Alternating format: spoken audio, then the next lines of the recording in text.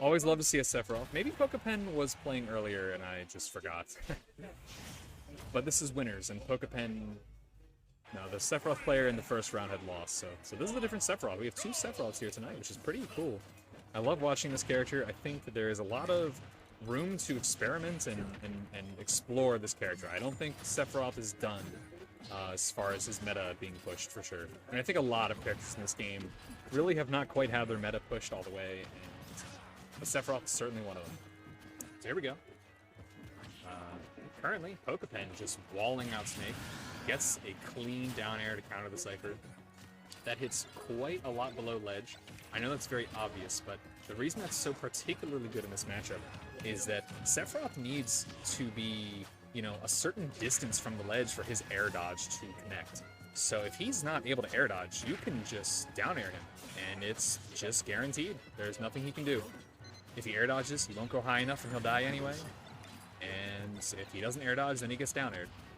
You still have to time it. It is a pretty tight window. Ooh, a tech chase down air, DI. Looks to have been DI in, or maybe DI up and in slightly. You know, questionable DI. You should not have died there. You should have DI down and away against down smash.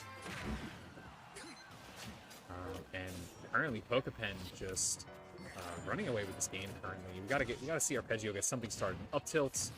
Obviously, he's going for it. He wants to get these kills. Nair into back air. A very good string, putting on 50% now to Arpeggio. Down tilt. He put out a forward air, but ended up off stage, I think. I think he would have been able to cover that air dodge even after he put out the forward air, but unfortunately ended up off stage. Very good by Arpeggio, throwing the grenade onto the stage to catch that Giga Flare so that it would explode before Arpeggio had actually reached the ledge. Pokepen deciding, I don't care about your grenade, I'm going to down air right onto it. And also saying, I'm done with my first stock, and up being directly into the blast zone. Second stock, 45%. Quite a hill to climb, but Snake has some beefy legs, so he may be able to do it. We've seen his up tilt. If there's anyone who can walk up a hill, is this man. Forward throw, get him off stage, charge Giga Flare. Does not charge Giga Flare. Instead, does the better thing that a non-Elite Smash player would have done, like myself, which is to run off and forward air the Cypher. Something he had not done yet.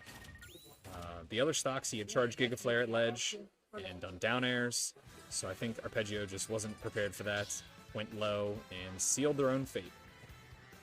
They couldn't C4 back, because they would have killed themselves doing so, and they can't air dodge because they would just die. How's it going?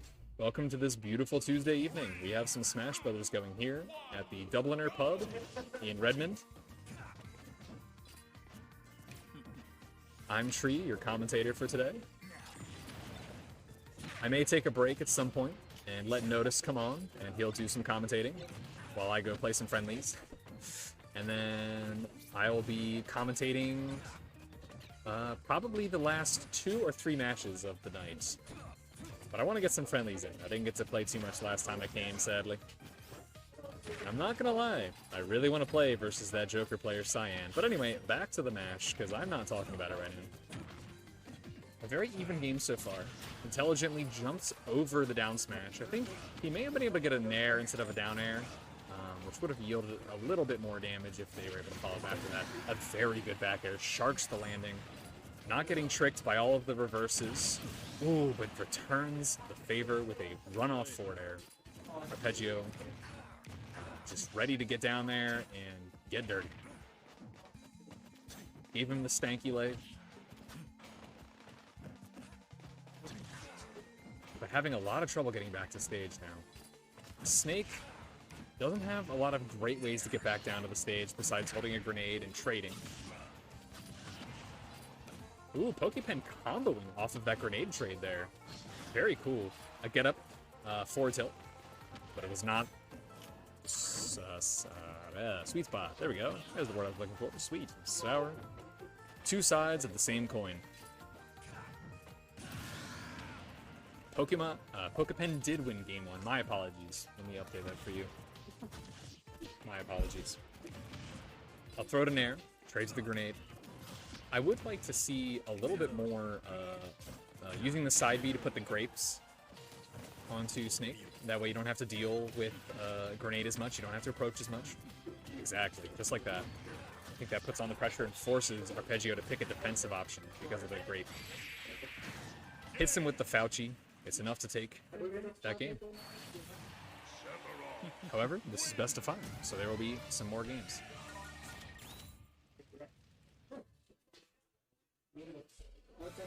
Oh, actually, Fauci retired, didn't he? He stepped down. We can't call that the Fauci anymore. We'll call that the Pfizer. Or the Moderna. Whichever you prefer. I think Pfizer rolls off the tongue better. That's what I used to call its up tilt, but... Kill 2 birds with 1 stone, I suppose. Alright. Taking it to Town and City.